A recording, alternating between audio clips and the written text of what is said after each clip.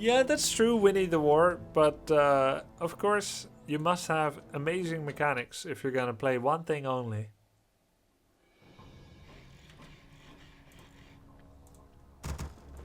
Wait, you played against Sase? Oh no, he's not undead. Maybe it's a Sase impersonator.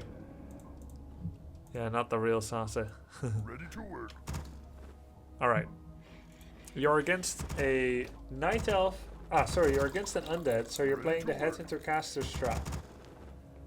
So just to refresh everyone's memory, the way I play this build is Blade Master, 1 Grant, Shop After Barracks, 1 Burrow only, Tech to Tier 2, 3 Grants, Lodge and Totem, Walkers and Doctors, get level 1, 1.5 or 2, then Harass, TC second, Tier 3 when you can, and then upgrade the casters more and get Headhunters.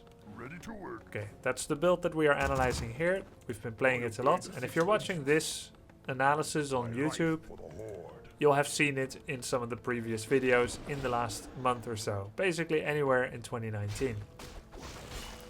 Adetas is a fervent stream watcher and orc practitioner. He goes with the very early tech, exactly like you should. He attempted to copy and wanted some feedback. Build order is good. Layout, a little bit unnecessary to have wall-offs against undead.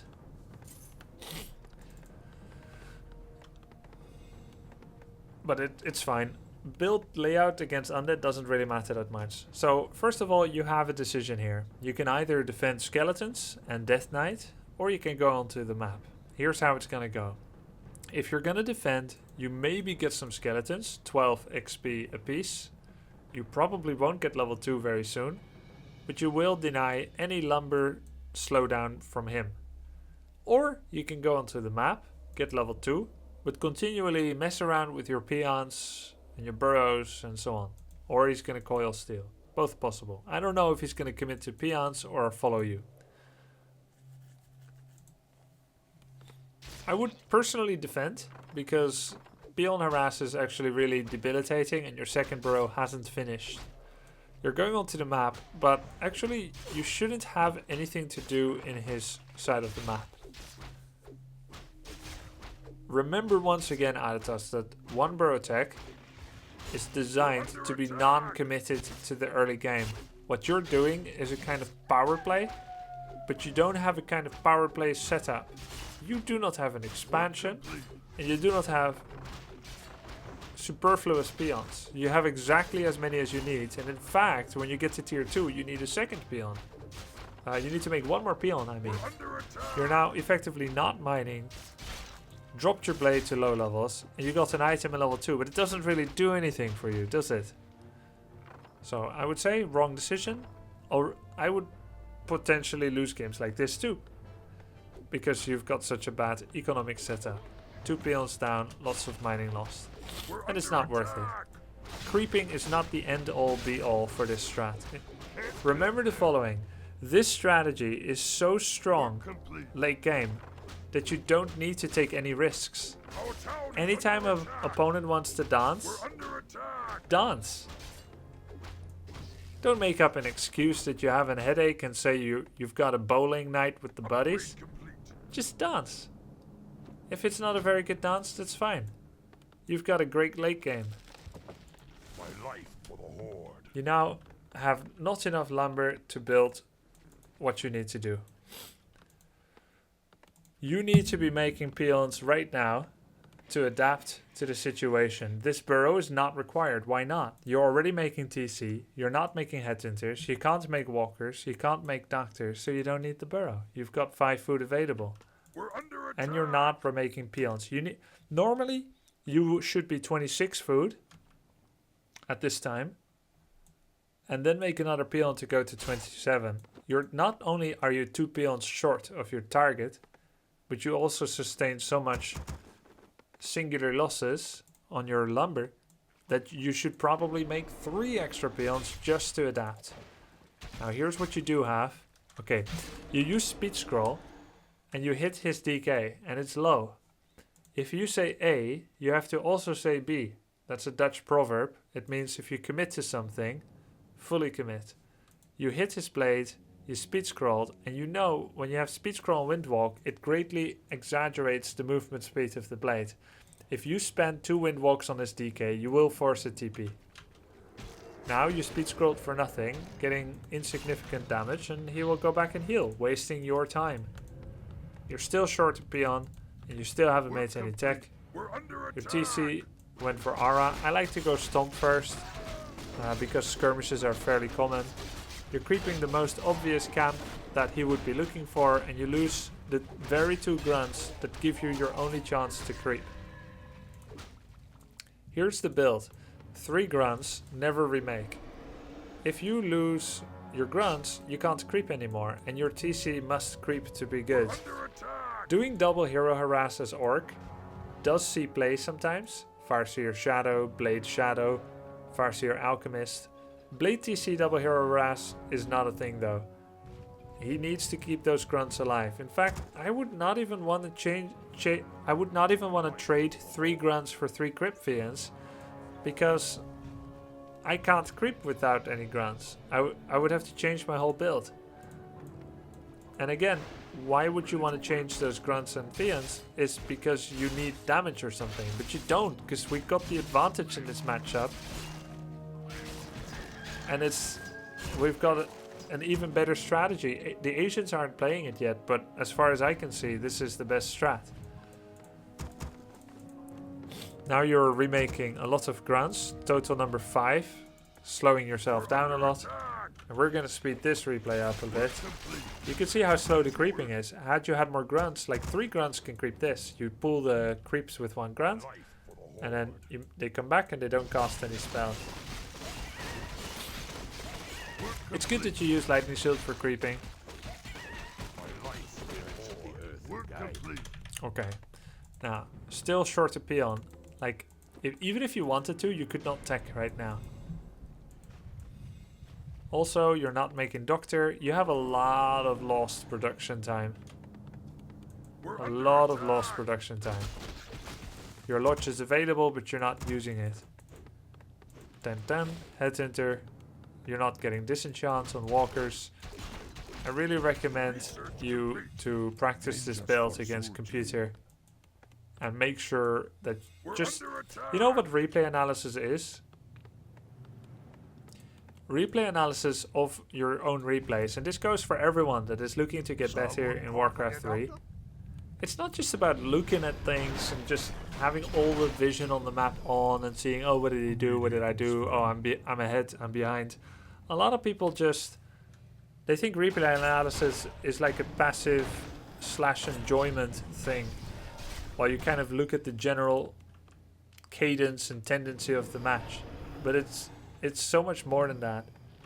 You can hyper focus on any single thing that you're watching. For example, you've been standing still a lot here. Sometimes I'll just watch a replay and I'll say, I'm going to focus only on this one thing. I look at my Lodge, I zoom in, I look at the production queue, and I just do this. And I just count downtime. Spirits of the earth guide. Vengeance for research complete. Vengeance for someone calling it up. Someone calling it up. We're under attack. Research complete. Vengeance for research complete. Someone calling it up. And then I look at, then I restart the replay. This was, by the way, a lot of downtime. You made very little use of your Spirit Lodge.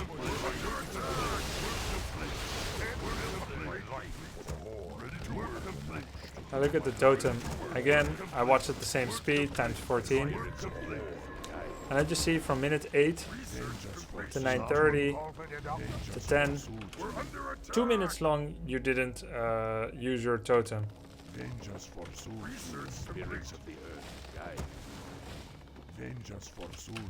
11:30, you stop producing. And you continue at 12:20, so another 50 seconds. Right? Same with barracks. And it's different if you don't need those units, because you've reached the perfect amount. For walkers, I would say this can be 1, 2, or 3, depending on the stage of the game and the undead player and his army composition. For doctors, I like to get more. I initially want about 3, then I want 5. So if you've got 5, it's okay if your lodge is idle. But if you're not there yet, then it's idle time is bad. You've got money, you've got the production time, but you're not using it. That's bad. So in order to know how many to make and whether you're being inefficient or not, you need to know what's the ideal amount. Well, you can write that down when you're on the toilet. That doesn't need to be part of a high pressure situation of a live game. Make sure that you figure out how many you want of everything, and then make sure that your mechanics follow those preferences and decisions.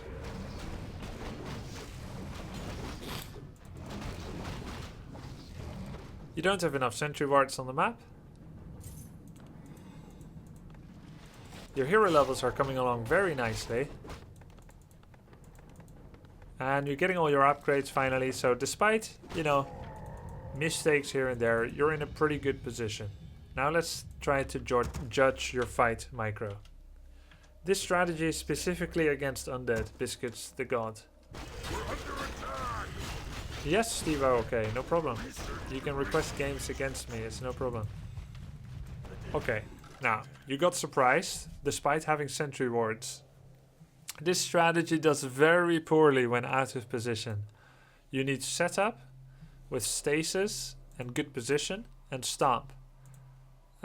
Sentry wards give you that. So you've got both the opportunity and the need to have good setup. And you get surprised here, so you're gonna lose a lot of units. Your blade. And let's look at your grouping as well. Casters, your doctors by themselves, I think. Okay, your groupings look good. You're using your headhunters in a special group, but it looks like you're attacking the DK. You're attacking the DK with your headhunters. His unholy aura is going to out-heal that. Very, very important for your headhunters to always attack the destroyers. All of them are attacking DK or Pit Lord. Finally, you focus the right thing, and boom, a destroyer falls. Where's your TC? Oh. Okay, now you're getting something done. Destroyer's going down. This is great. Okay, he just made 2 destroyers, but he was so impatient that he didn't suck mana first. Kudos to your production, at least headhunters. Producing during a fight is very important. You do have 800 gold, so I guess not mega kudos. Maybe you made that before the fight. Blade is level 5. Try to get crit during the fight.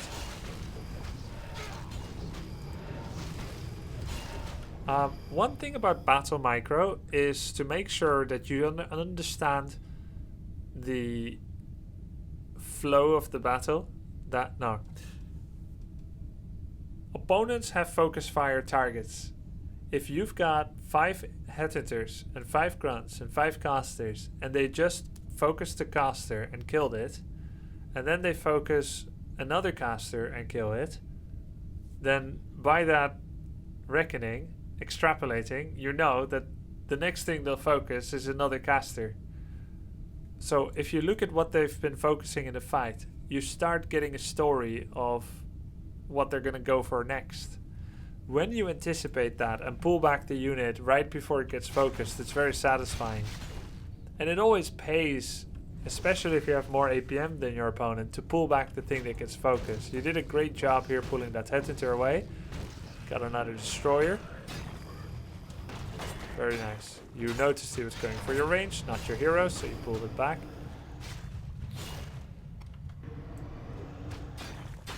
Oh, the sheep blocked him. Okay, great. Now, you need to learn the hotkeys, and here's what I suggest.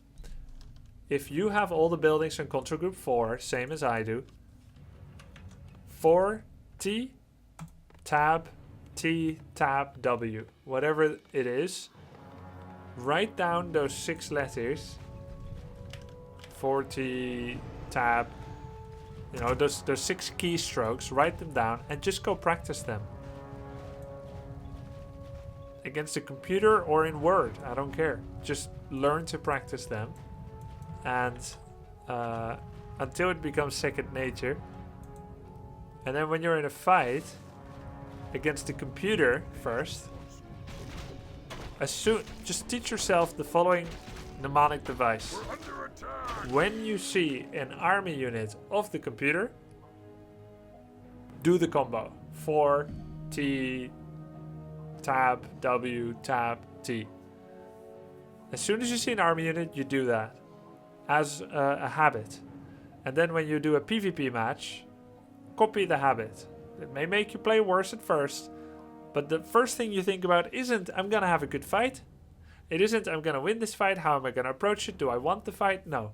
Just, if you see an army unit of the opponent, do the combo. And that will be the only thing you're focusing on the whole game. And that's how you're gonna learn. Until you are able to actually play it in real games. Because you got 1300 resources during the fight. And you could have had a 50 food, strapping, ready for battle army that long ago. And then if you had done that, you would have had doctors that would have healing word already and everything would be better.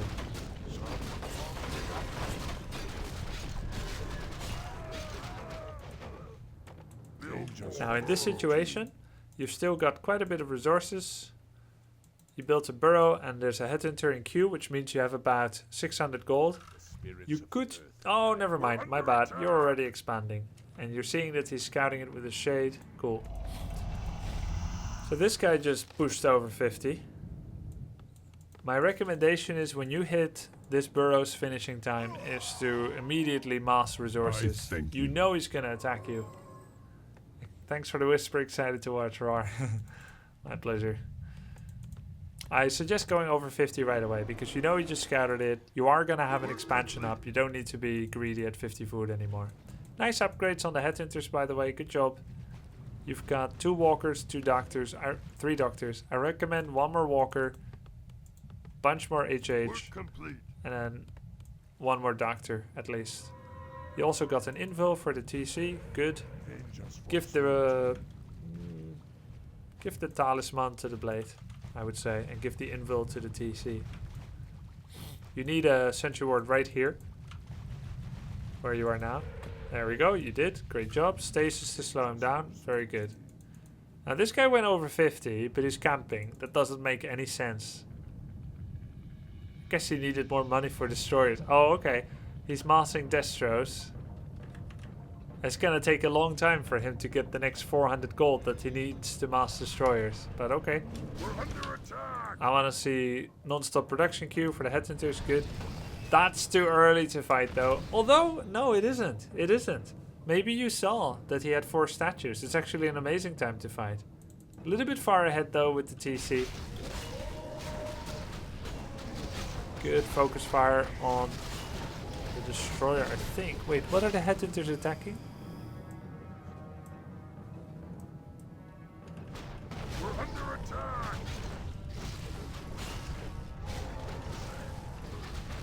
Were they attacking a crypt fiend?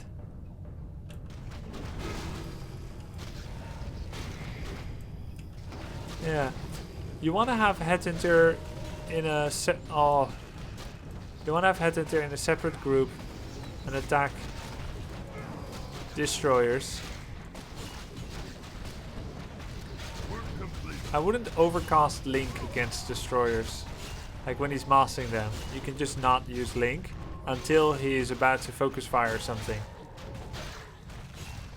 You know what? You know what I would do? Send everything away. Just rally your barracks here. Fight only with heroes. Just kill the crypt fiends. Save your units. Use more windwalk and just kill all the fiends. Again, production is dormant.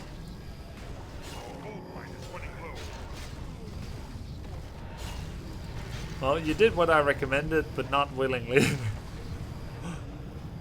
That was a greater invul you used. You windwalk too early. My grouping with this strat is Blade TC Grunt, then Mass Headhunter on 2, then Casters on 3. Yeah, you did a greater invul and you left after 4 seconds. You could have had another 10 free hits out of us.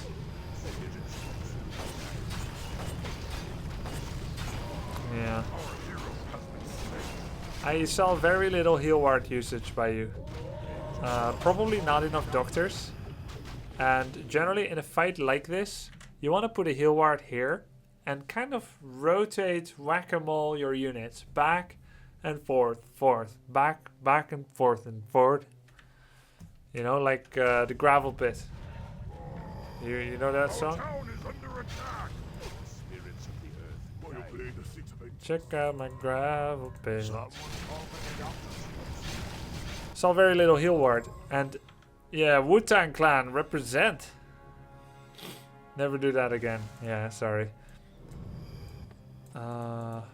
Because you don't have Shadow Hunter, it's very important to make use of healing ward. You wouldn't win the fights that you win with this without healing ward. So you must put it in the back or to spam them now and then. Depends on your mana. Let's see. One thing I would like you to do is to scout his setup. Check his heroes. I don't know how much you do that, but he does have a healing potion on every hero. Good job by him. And check what is the lowest hanging fruit.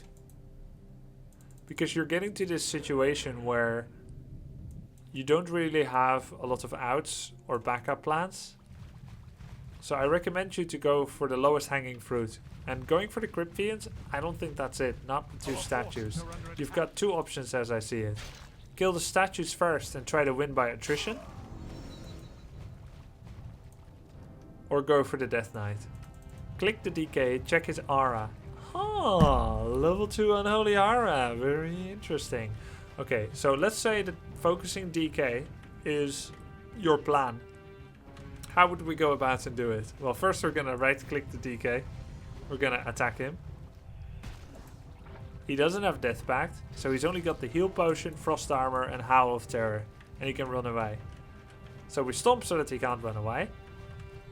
When they Howl of Terror, we're going to disenchant our own army. And when he Frost Armor, we're going to disenchant that. So I want you with your trigger finger on disenchant.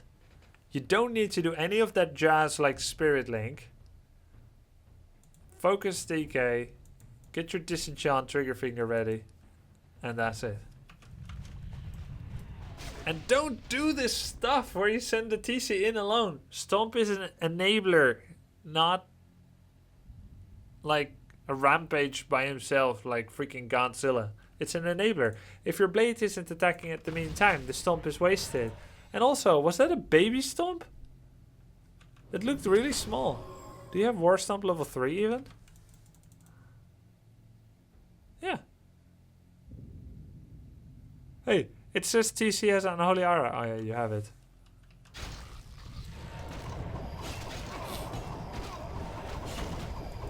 Okay, that was a good disenchant. That was a good Spirit Link on TC. Oh, by the way, did you know, during Blade Storm, if you have Orb, you can right-click Destroyer, and it actually does both. It purges and attacks the Destroyer while Blade Storming.